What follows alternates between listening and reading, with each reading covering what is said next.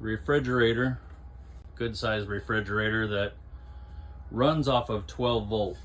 So that means it'll run even if you're not plugged into shore power. This switch does have to be turned on. And this is just a little latch while traveling to keep the doors from coming open, but plenty of room in here.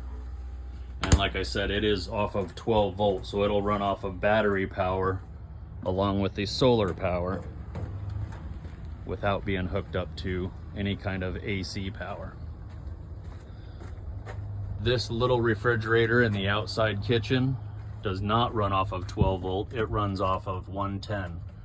So it will need, when you are plugged into shore power, need to be turned on, and it will work. So if you're hooked to a generator or shore power, that one will work.